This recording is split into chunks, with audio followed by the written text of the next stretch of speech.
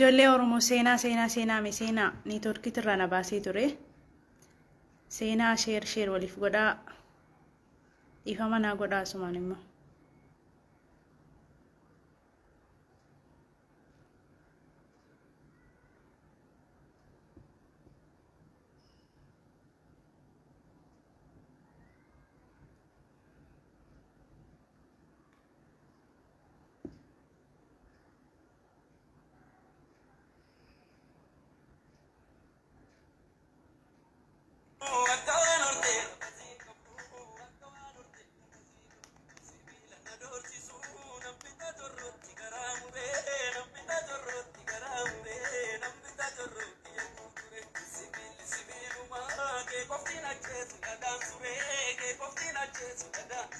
Seeneera baga seentan.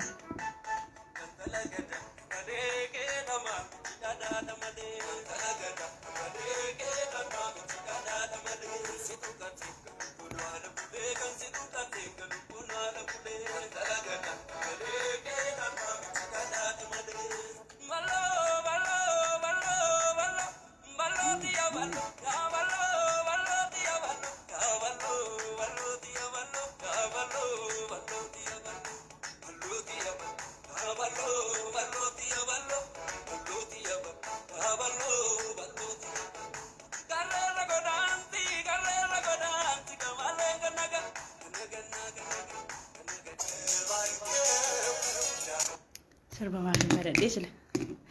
Jollee Oromoo seenaati sheer waliif godhame.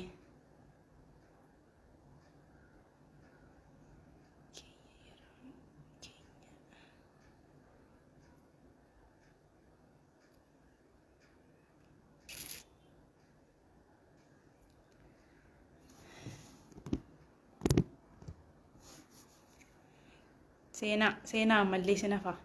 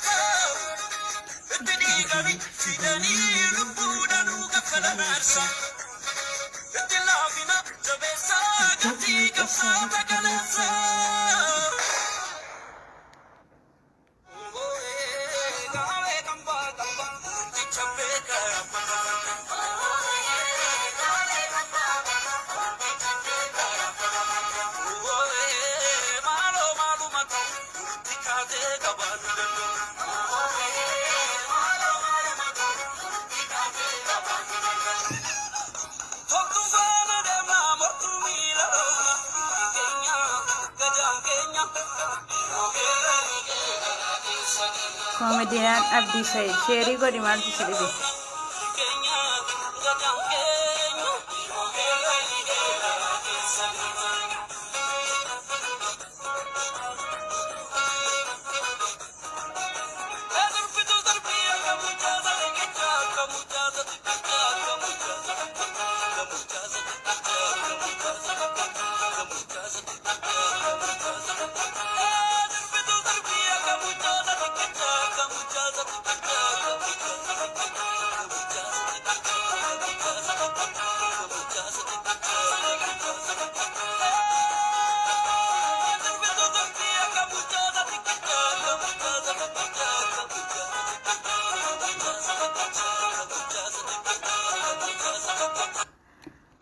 Akkana ijoollee komintiin tokko xiqqoo dulloomte malee ana dulloomee namichi siifa ta'u shoo feetan naan jedha waan feetan waanuma feetan dullattiis naan jedha waan feetan naan jedha maayoon dulloomis yaa'u tokkoon dhabamoo tokkoon darba garuu tokko sin dhabu tokko sin darbu gatii kana ta'eef koomentii isinirraa malleen barreessinaa please. An kan na ajaa'ibu warroota dulloota namaan jedhu kana warra balkaabaa dullatti biti bu'an narraa bu'aa. Narraa bu'aati sheer godhame sheerii beektu miti gatii isin hin kaffalchiisu.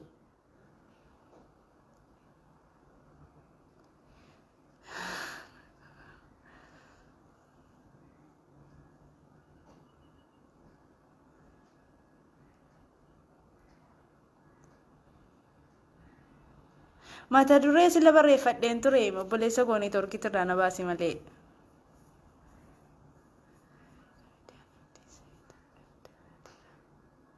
Hayya ijoollee Oromoo ammatti jirtan kun sheerii waliif godhaa.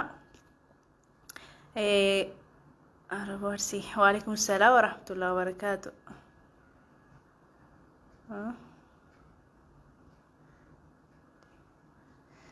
Sheerii godhaa.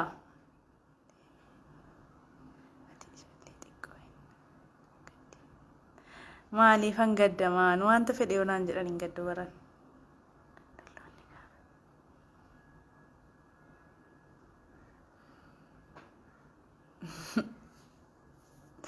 Arabo sheerii godhe jala deemteen waan hin taane barreessiniiti.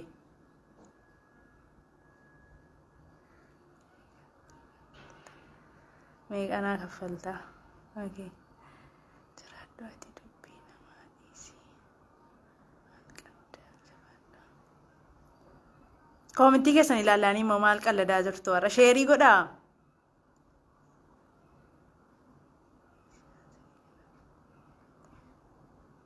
وعليكم السلام ورحمة الله وبركاته.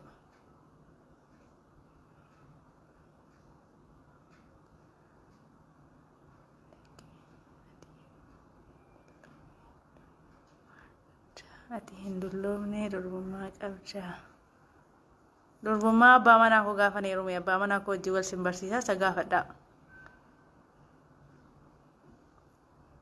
وعليكم السلام ورحمة الله وبركاته. ورين سيدت سلامتنا في ساجرتنو atiin bareedda garuu eessa jirtaa gaaffiidha kuni yeroo biraa isiniif deebi'a.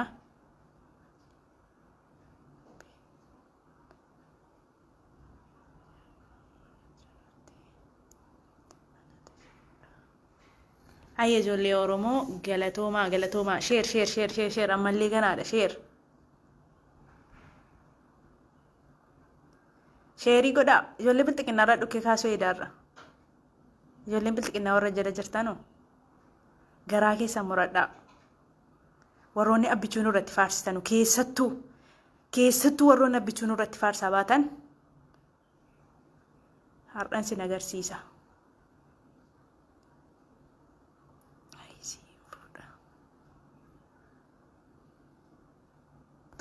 Eshi ijoollee Oromoo galatoomaa isiniin jechaa ijoollee abbichuu faarsaa turtan kottaa hundi keessan iyyuu wal sheerii waliif godhaati kan hin barbaadu isiniin daawamarra. Har'a ijoollee bilxiqinnaa paartii hundi keessa wal guuraati kottaa. Kottaa sheerii waliif godhaati kottaa. Dhukkeen sinirraa kaasaa har'a. Meerri abbichuu isin kaleessa faarsaa turtan meerri abbichuun abbaa jaalalaa meerri abbichuun abbaan biyyaa meerri abbichuun abbaa kabajaa meerri. Eessatti abbaa biyyummaan isaa eessatti abbaa biyyaa gootanii isinisa. Warroonni abbichuu faarsaa turtan maalirra dhaabattaniiti. Namni tokko kan inni deeggaramu hojii isaa ilaalameeti malee bifa isaa miti bareedina isaa miti. Bareedina isaa si maal si fayyada siin? Haadha manaa qabaa zinnaashiin bareedinni isaa zinnaashii qofaaf malee siif miti osoo beekte yaa dulloota ijoollee bilxiqinnaa warroota dulloota qarriffaa cabsitan. Hundi keessaniyyuu warroonni abbichuu jettu ilkaan kee caccabaa yaaste tokko faanneen gaddaa kan afaan seetii funyaan see wal fakkaatu gargariyyuun boochuudha. Afaan sees bal'aa funyaan see kam akka ta'e afaan see akka ta'e kan waliin beekamne gadi baatee maal jetti beektu abbichuun jette abbichuun kaleessas ijoollee biyya alaa jiraatan Kuwait irra deemee Dubaay irra deemee Saudii irra deemee Bahreenii deemee biyya deemee mataa walitti coree biyyatti gashaa ture. Jette sirriidha. Godhee ture abbichuu wanni maal jedhamu godhee ture. Kana maaliif godhe beektu ijoollee Oromoo siyaasattiin dalagachuufi. Siyaasataatiif jecha kana godhe malee dhugaa ilmaan Oromooti yaadee miti. Eshi Kana ilmaan Oromootiif yaadee biyya deemee walitti qabee haa jennu iyyuu har'aoo maaltu ta'e? Ijoolleen kun kan dararamaa jiraniif sababa waraqata hin qabneef sababa seeraan ala biyya Saudii keessa galaniif qabamanii dararamaa jiru malee lubbuu namaa baasanii miti, qabeenya namaa hatanii miti. Sinitti himaa bareechee. Kana mootummaan maaliif ilaalcha gochuu dadhabe? Maaliif ijoollee kana fuuchuu dadhabe? Inni hamma siyaasa isaa dalagatee waa yaade gahee siluma inni kaayyoonsaa diktaatara yoo isiniin jennu ragaadhaa wajjin isiniin jenna malee callisnee miti nuti. Namichi kun biyyattii sana humnaan bushuu barbaada yoo isiniin jennu ragaadhaa wajjin nuti kan gadi baanee kana dubbannuuf. Warroonni abbichuun abbaa kabajaati, abbaa jaalalaati, abbaa biyyaati jettu maaliif har'a ijoollee Saudii ji'a tokko miti, ji'a lama miti, ji'a sadii miti, waggaa tokkoof nama uummata hidhamee jira jechuudha. Waggaa tokkoof ijoollee hidhamanii achi keessatti nyaata dhabanii bishaan dhabanii rakkataa jirantu jiru jechuudha. Jara kana maaliif gashuu dadhabe? Maal godhaa jira? Mootummaa biyyattiiti miti inni, abbaa biyyaati jettani miti inni, abbaa tokkummaa jettani miti inni. Ijoollee kun kan dararamaa jiran maqaa Itoophiyaatiin ijoollee Itoophiyaa jedhamu malee garuu baay'inaan keessatti argaman ijoollee Oromooti. Isin garuu gadi baatanii isin baandaadha, isin juuntaadha, isin bitamtuu wayyaaneeti, isin harroota wayyaaneeti nuun jettu jechuudha. Nu baandaa sataan, juuntaa sataan osoo beektanii juuntaan isin. Isin juuntaan warra mootummicha fayyaasaati juuntaan. Baandaan mootummaa sana fayyaasaati. Shororkeessaan mootummaa sana. Garuu shororkeessaan kan kennameef Baqqalaa Garbaatiif Jawaar Mahmadiif qeerroof qarree Oromiyaa keessaatiin shororkeessaa jedhamee maqaan itti moggaafame. Isin immoo namicha kana duukaa buutanii dibbee dhooftanii fi namicha kana nurratti goobsitanii har'a ijoolleen Saudii maqaa Itoophiyaa baadhatti garuu kan dhumaa jiran keessattuu ijoollee ilmaan Oromooti baay'inaan amantanus amanuu baattanus. Isin garuu mootummaa kana maal isaa ilaaltanii dibbee dhooftuuf? Maaltaa ilaaltanii galgalaa ganama udduu keessan cuqqaallatanii abbichuu qilee seenii abbichuu kee qabadhuuti meerri abbichuun kee biyyattiin Itoophiyaa jedhamtu sun mootummaa hin qabdu waliin gatteenyee mootummaa haa uummannu yoo isiniin jennu isin hin dhageessan nuti maqaa baasanii juuntaa baandaa sin harroota wayyaaneeti nuun jettu jechuudha. Nuti garuu maqaa sin nuu baastan kanarraallee nuti fagoo jirra. Nuti uummanni Oromoo ijoolleen Oromoo qeerroof qarreen Oromiyaa kan nu dhaabbannuufis kan nu dubbannuufis dhugaadhaafi sinittan himaa bareechee isin garuu kan isin namicha kana duukaa iyyitanuuf malkii isaa qofaafi malee hojii isaa irratti wanti isin hundooftanii namicha kana duukaa iyyitanii gadi baatanii nu arrabsitaniif wanti tokko hin jiru. Wanti inni qubna garaan hojjetee jiru biyyattiidhaaf tokko wanta tokko fidime. Uummata Oromootiif miti Itoophiyaa biyyattii jedhamtu sanaaf. Har'a garuu ijoolleen Itoophiyaa jedhamti maqaan ishee walitti qabamne Itoophiyaa jedhan. Saudii keessatti yoo waamamne jechuudha. Biyya fedhe keessatti yoo waamamne ijoollee Itoophiyaa. Kana mootummaa hin jiru ennamoo maal jenna kana? Ala ilmi namaa guyyaa keessatti sa'aatii 24 keessatti nyaata yeroo tokko nyaatu. Mee eenyuun kana nyaatee jiraatu?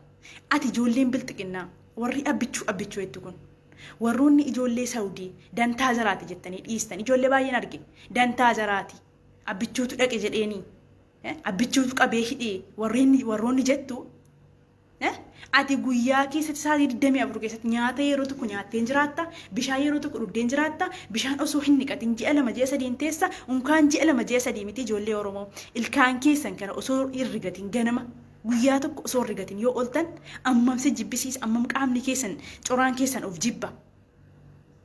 Garuu jarri ji'a 2 ji'a 3 ji'a 4 ji'a 5 akkasitti ta'aa jiru osoo bishaan hin dhiqatin tortoranii ciccitaa jiru.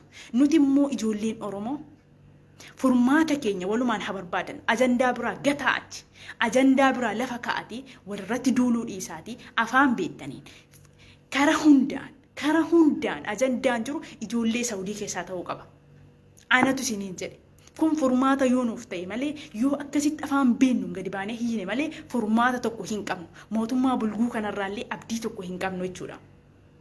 Mootummaan kun sinuma mul'anni isaa kaayyoon isaa ganamaa ijoollee ilmaan Oromoo bal'eessuudha. Lubbuu ilmaan Oromoo bakka hundatti qisaasessuudha. Hojjetaa jiras biyya keessattis wanta fedhe hojjetaa jira. Biyya keessa artistoonni keenya kabajamoon qaqqaaliin jaallatamoon akka fedhameetti gadi fuudhamanii eegaa Haacaaluu Hundeessaa du'ee artistii meeqa gadi fuudhanii tumanii caccabsanii akka laatu godhanii jiru. Jaafar Yuusufiin fuullee Facebook irratti osoo nu ilaallu biyyattii keenya Itoophiyaa Oromiyaa Oromiyaa keessatti caccabsanii namummaa gadhiisisanii lafa ka'an. Hin dhiisne artisti Daanii akkasuma caccabsanii tumanii caccabsanii afaan isaatti fincaanii darbatanii deeman. Ammas dheengadda eenyu sinaachoo maalii kanallee tumanii caccabsanii lafa buusanii deeman. Maaliif? Mootummaan kun wanti inni ilmaan Oromoo godhaa jiru wanta tokko wanta lama miti jechuudha. Warroonni abbichuu koo jettu gadi baatee afaan kee qabadhuuti taa'i gadi nurra. Nuti dhugaarratti hundoofneeti yeroo tokko yeroo waa dubbannu. Yoo sii danda'ame obbolootan keetii paartii feete deeggari. Akka feete ta'e abbichuu deeggaruu miti mana isaatti galiitii dhaqiitii miila isaa dhiqee fi jiraadhu. Carraa kanaan argatta ta'eef jechuudha. Suma mataa kan kee ija keessi keessaa baasa. Mul'ata inni kaayyoonsaa Oromoo waan jedhamtu lafarraa balleessuudha. Afaan Oromoo dubbachaa aadaa Oromootiin afaan Oromootiin abbichuu wajjin deemachuun hin jiru. Kana dursaati beeka warroonni abbichuu koo jechuudha. Dantaa hin qabu uummata Oromootiif dantaa hin qabu akka inni dantaa hin qabne osoo dhuguma isiniif galee akka inni uummata Oromoo bal'eessuu barbaadu gaafa inni Hacaaluu Hundeessaa ajjeesee ka'e ofiisaatii gadi bahee gumaan Hacaaluu Hundeessaa ba'uu qaba. Nama Hacaaluu Hundeessaa ajjeese mootummaan illee to'atee seera jala oolchee yeroo dhiyoo keessatti namni Hacaaluu Hundeessaa ajjeese ajjeefamee mul'achuu qaba. Ofiisaatii gadi bahee dubbatee ka'e torban lama osoo hin guutin nama Hacaaluu Hundeessaa ajjeesni qabneerra jettanii waccitanii hundi keessan. Hundi jaraa gadi bahanii waccanii namni qabames hin jiru. Sobaan, shiraan, Jawaar Mahmadiin fuudhanii hidhanii, Baqqalaa Garbaa fuudhanii hidhanii, artistoota Oromoo garafaa, artistoota Oromoo caccabsaa, gumaan Hacaaluu Hundeessaa osoo hin bahin siidaa Hacaaluudhaa dhaabneerra. Mana barumsaa maqaa Hacaaluutiin moggaafneerra. Daandii maqaa Hacaaluutiin moggaafneerra jedhanii waa meeqa gadi bahanii nu sobanii gumaan Hacaaluu Hundeessaa bahee kan inni jedhamu yoo dhuguma dhiigni dhiigaan baate. Osoo dhugaa qaba, osoo sammuu qabaatte ijoollee bilxiqinnaa paartii, osoo sammuun keessan dalagee akka mootummaan kun uummata Oromoo bal'eessuu deemaa jiru gaafa sana siif gala. Gaafa sana iyyuu siif hin galle. Har'a garuu nuun gadi baatanii, nuun diina nu gootanii, nuun juntaa nu gootanii, waan feetan maqaa feetan nu moggaastanii, hudduu keessan cuqaallatanii nurraa jirtu feesbuukii irra. Afaan keessan qabadhaatii gadi ta'a. Sin ofii keessaniif iyyoo ofuma iyyuu hin beektan. Maal akka taatan iyyoo hin beektan. Anatu sinitti hima bareechee. Maaluma akka taatan iyyuu hin beektan jechuudha. Garuu namicha bulguu kana nurratti hin faarsina. Namicha bulguu kana nurratti hin faarsina. Namicha rabbi nama miti nama rabbi jibbe kana nurratti hin faarsina please. Namicha kana nurratti hin faarsina. Annama namicha kana faarsu xalaanni kan koo. Nama maqaa namicha kanaan itti kaasu xalaanni kan koo maa haadha na deessin ta'in dantaa seeti. Warabbal kaabaa maa haadha na deessin ta'in xalaata kooti namni abbichuu jedhee abiyyi narratti faarsaatii kana jechuudha. Osoo uummanni Oromoo akkas ta'aa jiru biyya keessa biyya alaatti du'ee reezaansa amma reezaa saree hanqatee gadi darbamaa jiru. Namni namichatti kana mootummaadha jettee maqaa see kaastee haasoftu. Sareetii gadiiti. Anas siin jedhe maa haadha na deessin ta'in sareetii gadiiti ati. Warroonni abbichuu deeggartu saatii kanatti sareetii gadiiti. Anatu siniin jedhe. Mootummaan tokko hojii isaa ilaalamee deeggarama malee mootummaan tokko hojii isaa ilaalamee hojiin isaa sirriidha jedhamee gadi bahamee afaan kee banta malee nama akka kanaa maal jettee gadi baatee afaan bantame. Afaan qabdaa gaaffiin uummata Oromoo deebi'eera. Yoo jettu xiqqoodhuma isinitti ulfaatu ijoollee bilxiqinnaa paartii. Xiqqoodhuma isinitti ulfaatu. Please namicha kanallee nurratti hin faarsinaa. Yoo isinii danda'ame obboloota keessan dhiiga keessan warroota mana hidhaa Saawudii keessatti dararamaa jiraniif gadi bahitii sagalee ta'i. Maaltu furmaata? Jedhiitti furmaata waliin kaawaa. Itti dabalaan immoo ijoollee warri amantiidhaaf amantii walitti buusuudhaaf tiiktookii irratti harakaa godhaa jirtan ijoollee baay'een argaa jira. Baay'ee nama gaddisiistu. Saatii uummanni Oromoo rakkatee rakkina keessa jirutti, saatii uummanni Oromoo furmaata dhabee jiru keessatti iyyuu isin immoo amantii kiristaanaatiif amantii islaamaa walitti buusuuf harakaa gootu. Dhala sammuu keessan itti dhagaamu xiqqoose. Uummanni Oromoo har'a miti kaleessas miti kanaan dura amantiidhaan iyyuu walitti hin buune. Har'a miti jechuudha. Warroonni shamtuun dulloonni tiiktookii irratti gadi baatanii amantiif amantii walitti buusuudhaaf harakaa gootanu biliis dhaabbadhaatii of ilaalaa. Ummanni keenya kan inni du'aa jiruuf, kan inni ajjeefamaa jiruuf, kan inni hidhamaa jiruuf, kan inni tumamee caccabsamaa jiruuf amantii isaatiif miti. Oromummaa isaatiif yoo beekte yaa ilmaan saree anatu isiniin jedhe. Amantiin dhuunfaa abbaati yoo beekte garuu abbaan feete wanta feete gootee ummata Oromoo amantiidhaan walitti hin buusa jechuun soba dubbiiti kun. Kun soba dubbiiti. Oromoon yoomiyyuu taanaan amantiidhaan illee walitti hin bu'u. Kana gowwoomtee saatii kee hin fixin. Of hin fokkisiisin kun fokkisuudha. Oromoo amantiidhaan walitti hin buusachuun fokkina kun.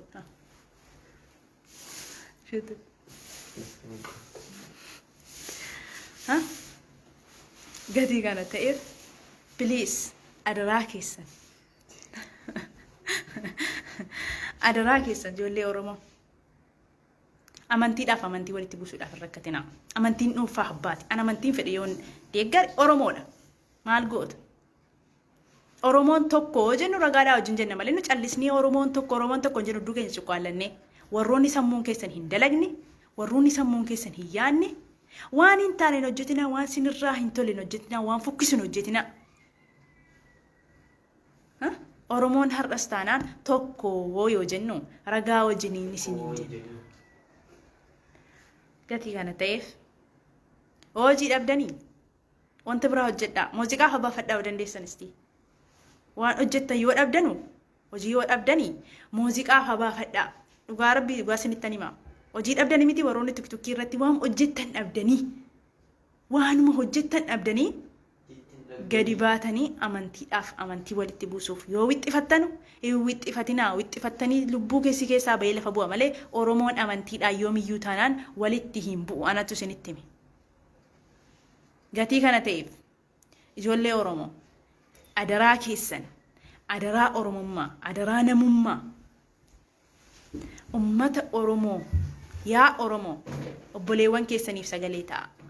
Obboleewwan keessaniif sagalee ta'a adaraa keessan. An wallaahi an baay'ee garaan kan koona gubate jechuudha. Ijoollee Saudii keessatti dararamaa jiran furmaata tokko dhabanii. Ijoollee an gaafan biyyaa ba'u waan na mudatu hin beeku. Garuu akkuma obboleettii koo kaleessa hojjetattee biyyatti galtee ishee argee biyyaa yoon ba'u anillee akkuma see hojjetadhee nama ta'ee manallee ijaarradhee makiinaallee bitadhee nama tokko ta'ee jiraadha jedheen biyyaa baha malee waan na mudatu hin beeku jechuudha. Ana biyya kana keessatti waan na mudatu hin beeku, waan garaa na mudatu hin beeku jechuudha. Obboloonni keenya bahani kun biyya keessaa kan bahaniif seexanni wayii biyya alaarraa nu rukutee miti ijoollee. Seexana wayii miti nu rukutee sararataa namaa ta'uuf seexanni nu rukutee miti. Maa ofii seetii waan isee mudatu hin beektu. Ofii seetii carraasee waan ganaasee eeggatu hin beektu. Garuu maaltu biyyaasee baase sila? Maaltu biyyaasee baaseeti? Mucaa majaa tokko na aarsee. Mucaa bilxiqinnaa paartii maqaa ishee illee hin beeku. Mucaa gurraattii wayii tokko. Abiyyii walitti qabeennaan deebitee karaa baariitiin dhufte. Abiyyii maal iseedhaaf godhaga? Karaa baariitiin kan dhufeef biyya keessa jiraachuu dadhabeetiin. Muka nyaatee jiraata, dhagaa nyaatee jiraata, ilmi namaa yoo hojjete malee hojiin immoo hin jiru kaa biyyattii keessa. Surree tokko nan bitadha yoo jedhe birrii meeqaan bitata? Caammaa kophee tokko nan bitadha yoo jedhe birrii meeqaan bitata? Seexanni rukutee mitiin kan maatii isaa osoo ilaalu obboleettii isaa, obboleessa isaa, haadha isaa, abbaa isaa jaallatu dhiisee biyyaa ba'eef. Hojjedheen nama ta'a, of ta'een jiraadha jedheeti. Akka namaan iyyuu sargii gaarii hojjetadhee fuudha. Akka namaan mana gaarii ijaarradhee itti gala. Akka namaan jireenya gaarii jiraadha jedhee biyyaa baha malee ilmi namaa carraan kun na mudataatti hin beeku. Ati garuu sammuun kee furriin as deebitee abbichuun gasheennaan karaa baarii deebitee dhufte. Maal godharee hin du'aaree ilmi namaa? Hin du'aa hin dhumnaash biyya keessa teenyee biyyattii Itoophiyaa jedhamtu sana hundumti keessan iyyuu hin beektu. Maatiin keenya akkamitti akka jiru dawwalaatii gaafadhaame hundi keessan iyyuu jireenya akkamii jiraataa jirtu? Nuuroo widdinatiin akkamii? Xeefii birrii meeqaan nyaataa jirtu? Shunkurtii timaantimii birrii meeqaan bitattanii nyaachaa jirtu soo jettanii? Birrii har'a nyaanni ittiin bitamee nyaatamaa jiru? Kanaan dura warqii ittiin bitataa jechuudha maatiin keenya. Birrii har'a nyaatamee bulu ittiin bitatamu warqii qubaa yookiin warqii mormaatti ittiin bitatama jechuudha. Baasiin har'a nyaatatti bahee bula nyaatee iraata tokko nyaatee bulu jechuudha. Jireenya akkasii jiraata. Akkamitti biyya keessa ta'a ilmi namaa? Deemee namaaf dhufee sarraata nyaata'ee jiraata malee akkamitti jiraata? Kun rakkoo maaliiti? Rakkoo mootummaati. Kun rakkoo mootummaatiyyuu ilmaan Oromoo biyya keessaa yaasee akka jarri biyya namaa keessatti du'an, akka jarri biyya namaa keessatti qomaaxaanii ciccitanii cittaanu taasisee jiru hojii mootummaati. Maal jechuudha? Oromiyaa badhaatu rabbi ganamaan biyya badhaatu keessatti nu uume ijoollee Oromoo bareechin sinitti hima. Qabeenyi Oromiyaan qabdu osoo Oromiyaa keessatti deebi'ee Oromiyaa fayyadee warabbal kaabaa ijoolleen Oromoo tokkoon seetiin manni seen itti galtu jireenyi seen jiraattu jireenya ajaa'ibaati. Har'a garuu carraan du'aan carraan fokkataan kan qaqqabee jiru uummata Oromoo irratti. Uummata Oromooti, ijoollee Oromooti bakka jiranitti kan ajjeefamaa jiran, bakka jiranitti kan tumamaa jiran, kan hidhamaa jiran ijoollee Oromooti. Maaliif ta'e garuu kun carraan kun uummata Oromootiif maal balleesseeti? Oromiyaa keessatti rabbiti isa uume, Oromummaadhaan rabbiti isa uume, kennaa rabbiiti. Maal goona numi maal goona? Warroota qomaaxaa ciccittuu kaleessa rabbiin isee ongesse, rabbi isee gogse sababa jaraatiin mootummaan bulguun kun nafxanyaadhaaf jecha malee wanti inni uummata Oromoo akkas godhuuf rakkoon biraan jiru ajaja nafxanyoota irraa fudhateeti malee jechuudha. Nafxanyoonni Oromoo nu ajjeese Oromoo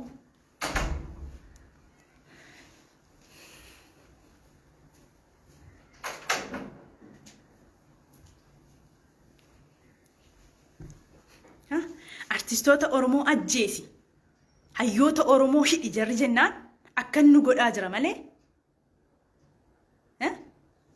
ummanni Oromoo badii tokko hin qabu. Anatu isinitti himaa bareechee ummanni Oromoo badii tokko wanta jedhamu hin qabu jechuudha. Isin garuu kanan beektan. Nuyi Oromummaa rabbiin nuu kenne biyyattii Oromiyaa jedhamtu immoo rabbiti see badhaase rabbiti see jiise. Badii maalii qabna? Qabeenya keenyaan warqii Oromiyaa keessaatiin bosona Oromiyaa keessaatiin osoo ummanni Oromoo irraa fayyadama ta'e osoo Oromoo qofa fayyada ta'e har'a ilmaan Oromoo jireenya jarri jiraatan jireenya addaati. Kana hundi keessan iyyuu beektu yoon sobe koomentii jalatti naa barreessaa iddoo akkasitti sobdeeta jiraati. Osoo qabeenyi Oromiyaan qabdu ijoollee Oromoo tajaajile ilmaan Oromoo deebi'ee fayyadee har'a Oromoon iddoo kanatti argamu jechuudha. Kana kan nu godhee jiru nutu of xiqqeessee jira. Nutu walii galuu dadhabe, nutu tokkummaa dhabe malee osoo tokkummaa keenyaan kaanee qabeenyi Oromiyaa keessaa bahee eessallee hin deemu jennee Gondaris hin galu, Gojjamis hin galu jennee Tigraayinis hin galu jennee qabeenya keenyatti fayyadamnee har'a kun nurra hin ga'u. Har'a uummanni Oromoo akkasitti biyyaa bahee biyya namaa keessatti reezaa saree hanqatee gadi baafamee hin gatamu. Kana eentu of godhee jira? Nutu of godhee jira kana. Tokkummaa dhabuu keenyaan an bilxiqinnaa paartiidha, an kafaa'uudha, an abaa'uudha jettee wal qoqqooddee har'a carraan Oromoo maal ta'a jira beektaa? Har'a carraan Oromoo maal ta'utti jira beektaa? Oromoo wanti jedhamu lafarraa dhabamutti jira. Oromoon bakka bakkatti ajjeefamaa jira.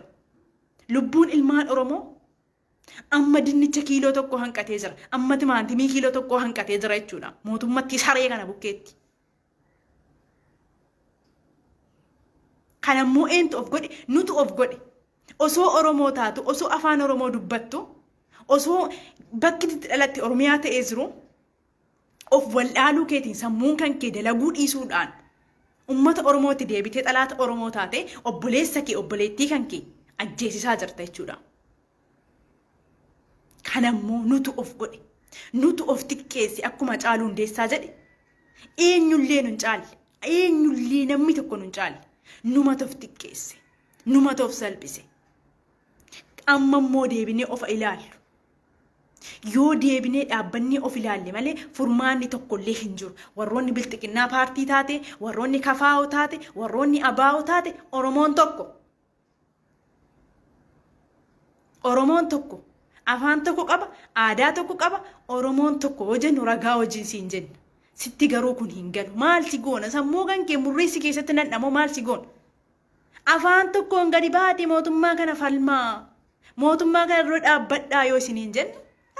Abbichuun abbaa biyyaati, abbaa jaalalaati, abbaa kabajaati jettee wanti funyaan cabaa tokko dheengadde gadi baate. Sheer godhaatiin intala sana biraan naagaa. Sheer godhaatiin intalattii sana biraa qofaan naagaa. Miidiyaa boqqolloo irratti affeeramuu birqii goote abbichootti.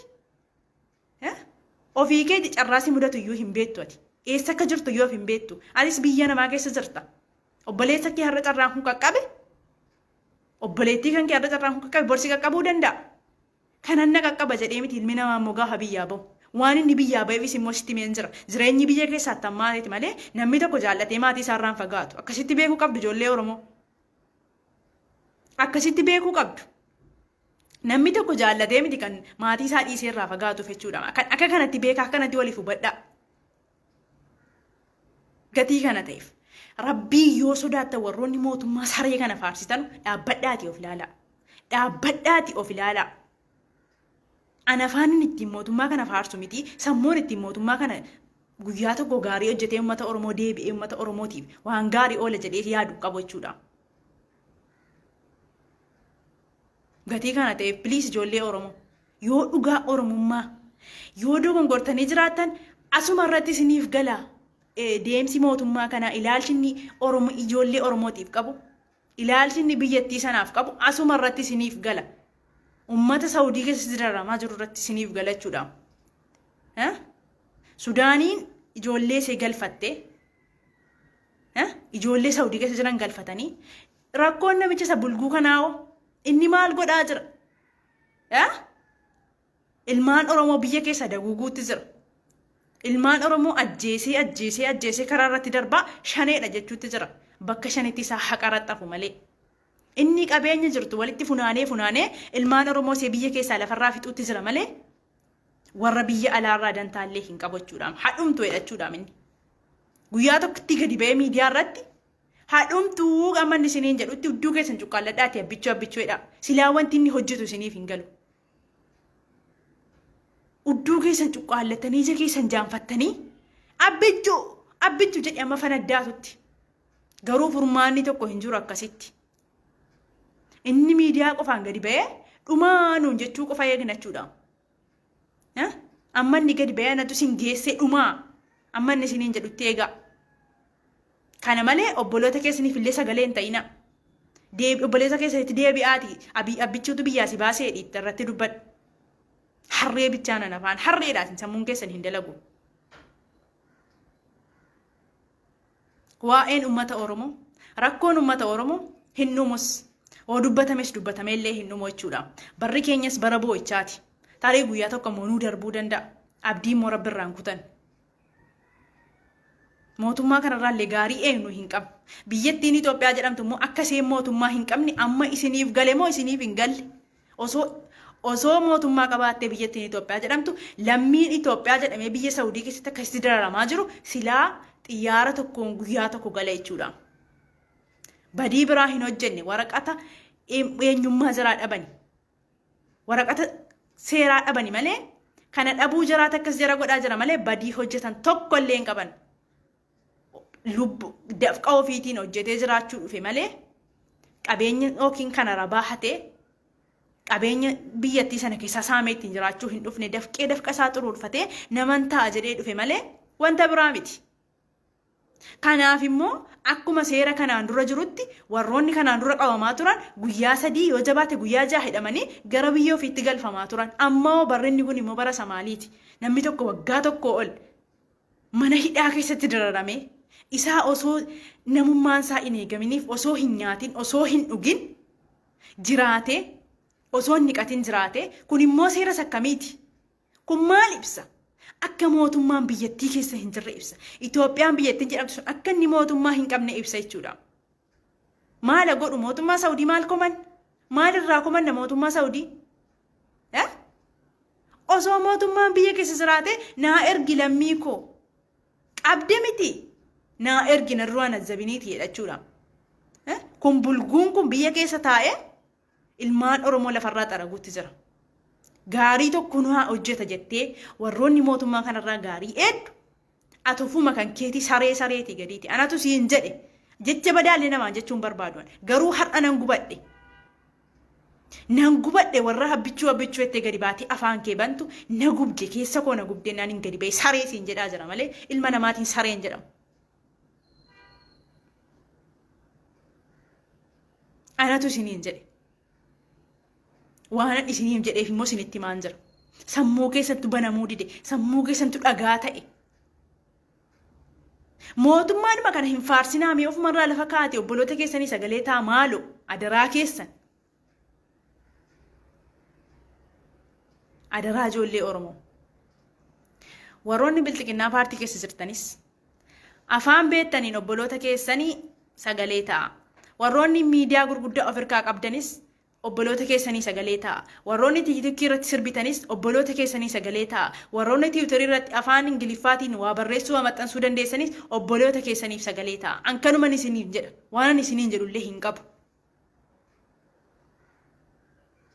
Wantan isiniin jedhu hin jiru jechuudha. Gatii kana ta'eef aasaan baay'ateef illee harreetti hin fe'amu. Ijoollee bilxiqinnaa paartii biraan immoo nagaa sheer godhaati. Sheer godhaati jara bukkeedhaan naaf gaha. Harroota bilxiqinnaa. Warroota miidiyaan boqqolloon sin affeereennaan of wallaaltanii bakkuma jirtan of wallaaltanii jirtanuu jara bukkeedhaan naaf gaha. Kanuman isiniin jedha ijoollee Oromoo. Guddaa galatoomaa.